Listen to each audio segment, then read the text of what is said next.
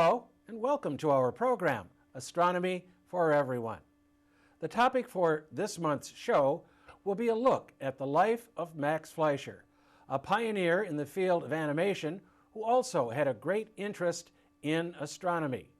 To talk about this topic and this interesting person is Ken Burton from the Warren Astronomical Society. Ken, welcome back to the program.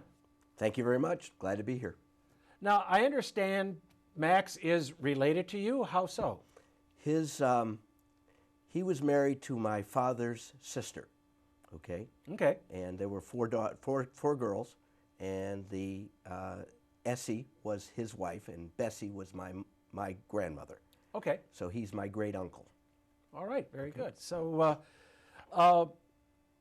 he was interested in astronomy in his life, but can you tell us a little bit about his early years before? Well, Max was born to a Jewish family in Krakow, Poland. Okay. Is what it was, and he had in 1883. He was born in 1883, and he was the one who really eventually brought to the screen Betty Boop, Coco the Clown, Popeye, and Superman. Actually, is what he was.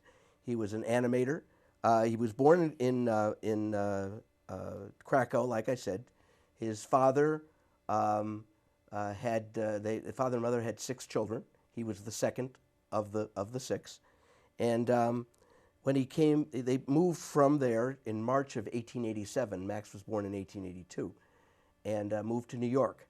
Okay. And his father did very well in business. He was a tailor, and he made clothing. And then in 1897, he went bankrupt because of the economic times of the time, and they moved to a city that was a suburb, actually, of Brooklyn. And it was a very poor neighborhood. And Max went to school, local school, and they had a struggle at the time. Oh, I see. Yeah, well, it would have been with hard economic times, losing your business, for sure, for sure. So from there, he... Well, he went into he had evening high school, because by the time he had moved to Brownsville, which was the name of the neighborhood, he did some commercial art training at a place called Cooper Union. He had formal art instruction at the Art Students League of New York, and studied under the noted artist, a fellow by the name of George Bridgman. Okay. And he began his career at the Brooklyn Daily Eagle, and he was the first as an errand boy. Then he advanced to a photographer, and then photo engraver, and later a staff cartoonist. Okay. And he had a great fascination about technology, and because of that, he became this incredible individual that became also an inventor. And he invented animated films were produced first in 1914, and they were very jerky, and they were stiff. And is that because they were all each individually hand-drawn? That's exactly what it was. Okay. And of course, then he devised an improvement for animation through a combined projector and easel for tracing images for action film, and it was called the rotoscope. And he produced the first realistic animations, and there was a fellow by the name of McKay, who you can see up on there right now. And McKay worked with him, hired him, had him to do it. And then he was the creator, by the way, of Little Nemo. This fellow, I don't know whether anybody remembers that, but he got a patent granted for the rotoscope in 1917. Okay, so he was able to patent that. So exactly. Very, very, very important.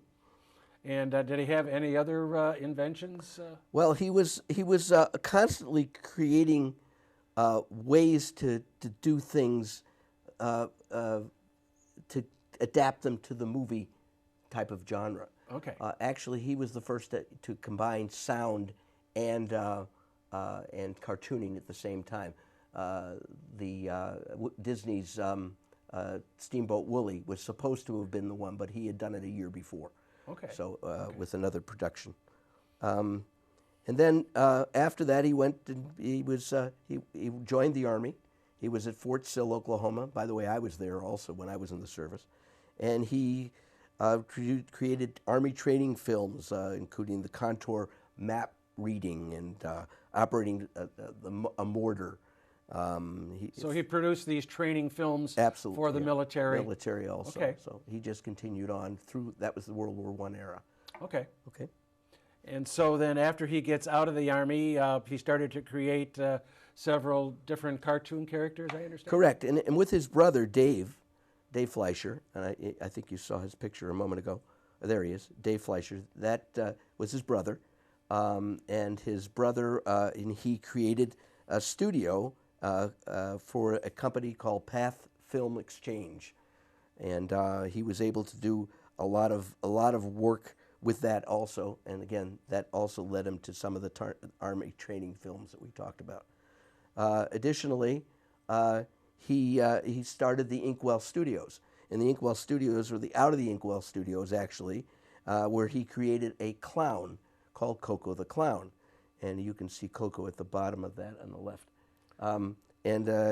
He worked with his brother, and they produced this event, this particular cartoon, where when you saw his pictures, he'd be drawing the Coco the Clown, and you'll see some of that as we go along. Okay, I think we're going to do that in the second segment here today. Okay. Yeah. All right, so he created the clown character, or what were some of the other ones then? Betty Boop. Oh, yeah. He created Betty Boop, and he also was the first to produce the Popeye. He combined Popeye with Betty Boop. He didn't create Popeye. I don't remember the name of the individual that did, but she was at first, and one of your producers had mentioned to me that she was a dog to begin with, and then they changed the ears to, he reminded me of that, to earrings is what it was. Oh, okay. It made her a human. A human being, right. Yeah. And she was, a little bit controversial because she was scantily dressed, Yeah. of the time. And of course, he created her. And he also created the bouncing ball, believe it or not. You know, the song thing that you watch, the bouncing ball, that was Max Fleischer's creation. No kidding. So he was pretty inventive and pretty creative. How to get that to work the way it did. Right, yeah. correct. Yeah. Now, wasn't there, you mentioned the name briefly, but there was someone else that was active in animation at the same Disney, time as right. your great uncle? Yes, and Disney was a contemporary of his. They didn't get along real well, generally speaking. He always used to call him an SOB, stretched it out.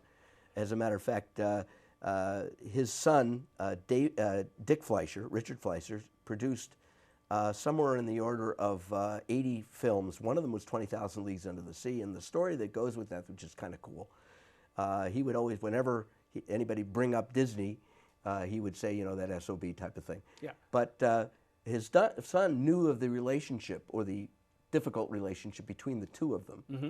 And he said to his dad, to Max, he says, Disney Studios have called on me to do a movie. What do you think? I know what you feel about Disney. He says, are you crazy? That's Disney. He says, do the job. And of course he went and he did it. He became, he directed 20,000 Leagues Under the Seas, and of course another of the Boston Strangler and a couple of the other things that he did. 10 Rillington Street was one of his that was an Academy Award nominee. So Dick Fleischer was kind of an interesting guy as well. Now I understand when you were a young fellow, about 11, your uncle asked you a question. What was the question? Well, the interesting thing that goes with that is I went to my cousin's bar mitzvah, and he got to there, and I met him for the first time. I was 11 years old. I'd already been studying astronomy for 6 years. And he says to me, you're interested in astronomy, your dad said? I said, yeah. He says, that's my hobby. And so he says, I'm going to ask you one question. He says, and the question I'm going to ask you is this. Why is it colder at the top of a mountain than at the bottom of a mountain? And I'm saying to himself, well, he says it's closer to the sun. Well, yeah, you would. Closer to the sun. Yeah. Why is there snow on top of it? And I said to him, I really don't know. And he says, well, the reason is because the source of heat is not the sun, it's the earth, because the sunlight goes through the atmosphere. It doesn't heat the atmosphere. It heats the earth in the far infrared, and the heat rises. Well, the farther it gets from the source, colder it is. All right. And that's it. And so we can see his interest in astronomy, which is what we'll be covering, some of the films he made with astronomy and space Right. science-related topics. Correct. That will give us an interesting look at what people thought about space and space travel back in the 1920s and so forth. So looking forward to the second part where we'll actually look at some of those films and you'll Kinda cool. Yeah. give us a little idea of what we're looking at. Okay. Well, at this point, we're going to take a quick break. If you'd like to send us an email, please do so. We always like to get those, of course. And coming up next with Term of the Month is Stephen. Thanks, Don. The term of the month is parsec. A parsec is a unit of length used to measure the large distances to astronomical objects outside the solar system. A parsec is obtained by the use of parallax and trigonometry and is defined as the distance at which 1 AU, distance between the Earth and the Sun, subtends an angle of 1 arcsecond, which is 1/3600th of a degree. So 1 parsec is approximately equal to 31 trillion kilometers or 19 trillion miles and equates to about 3.26 light years.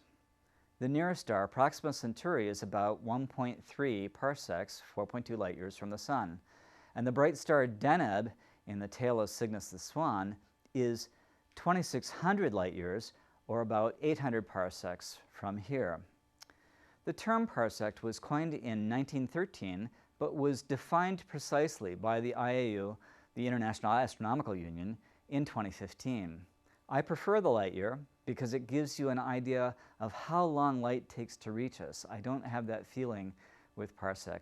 The term of the month, parsec. Back to you, Don. Thanks, Stephen. We're back here with our guest, Ken Burton, talking about the life and interests of Max Fleischer.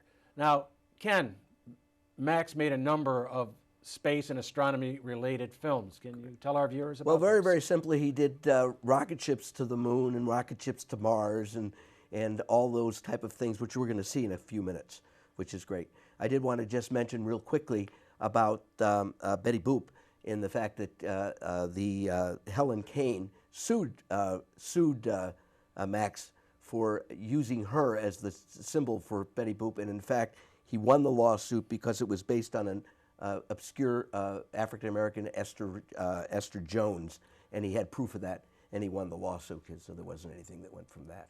But There again, you go. all these movies that you see, he used Coco and all the others that went in that direction. So I know we're going to do that Okay, shortly. so let's take a look at those. Okay.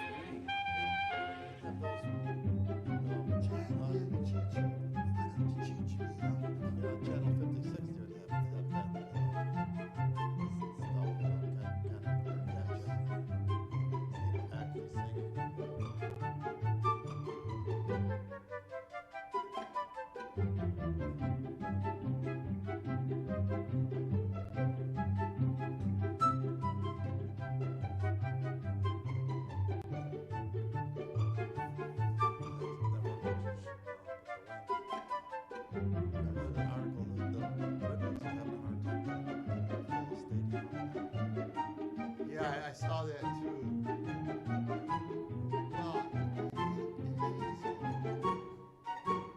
Well, I'd rather sit at home and watch it.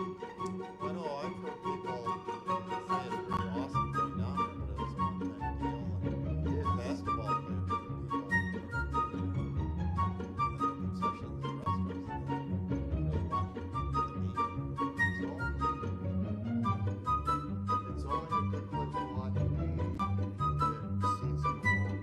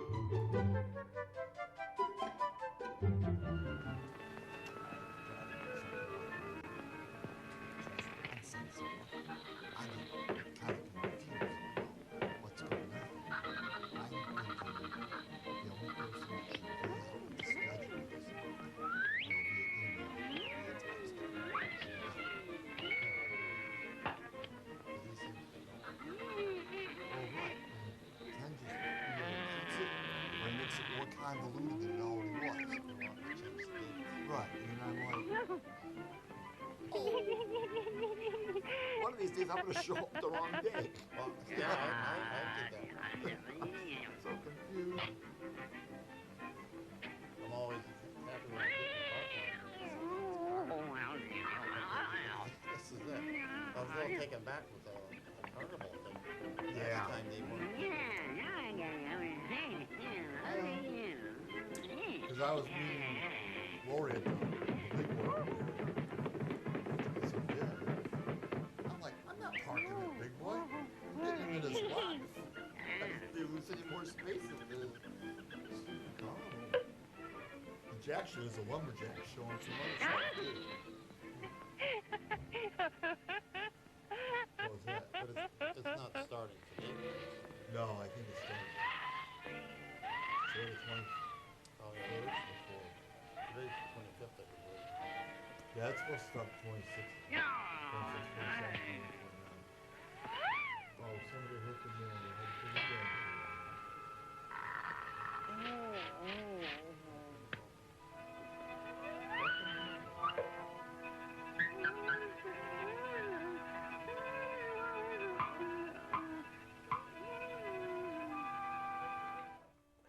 In 1940, the Fleischer Studios took over Superman as a cartoon, and they produced several films. Of course, Superman was Kal-El from Krypton, which was space, and of course you had a couple of movies. One of them was Magnetic Telescope, which was about a fiendish guy in Metropolis, and of course Superman took good care of Able him. to leap tall buildings at a single bound, this amazing stranger from the planet Krypton, the Man of Steel, Superman.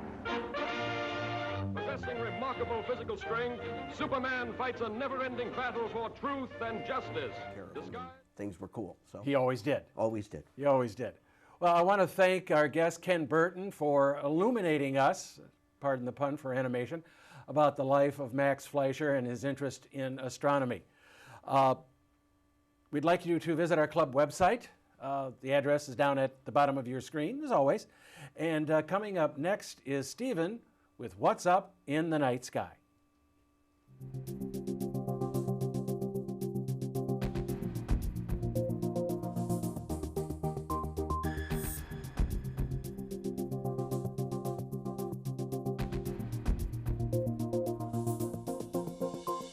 Thanks, Don. What's up in the night sky for October 2019? The sun rises from 7:30 to 8:05 over the month and sets from 7:15 p.m. to 8:28 p.m. So the days are getting shorter as we head to northern winter. Astronomical night is about an hour and a half plus or minus, so before sunrise and after sunset. First quarter is on October 5th, the full moon is on the 13th, third quarter is on the 21st, and the new moon, which we won't see probably, is on the 27th. Now all of these planet pictures are on October 31st. This one is at 6:30 p.m. Mercury is in Virgo and goes to Libra over the month and sets from 7:56 to 7:04, so it gets a little earlier. So it's best at the end of the month. It's actually good all month long because it's almost 20 degrees away from the sun, and being an evening Mercury, you get to point your optics after the sun has set for safety. Venus goes from Virgo to Libra also and sets from 7:53 to 8:52 p.m. The orbits make it go later. It's kind of weird.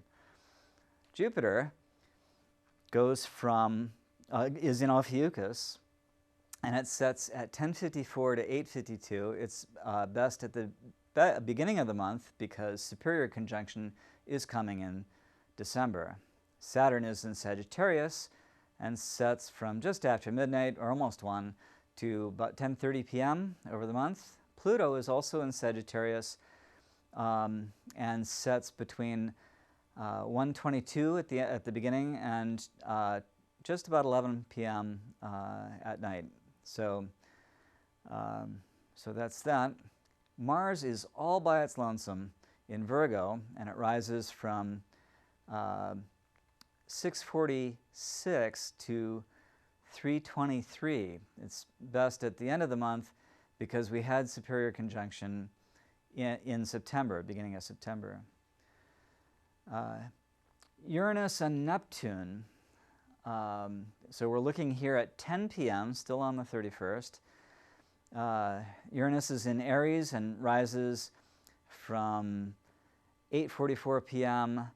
to setting at 7:50 p.m. That's because opposition, where Uranus is up all night, basically, is on October 28th. So you've got this sort of rise-set thing that goes on.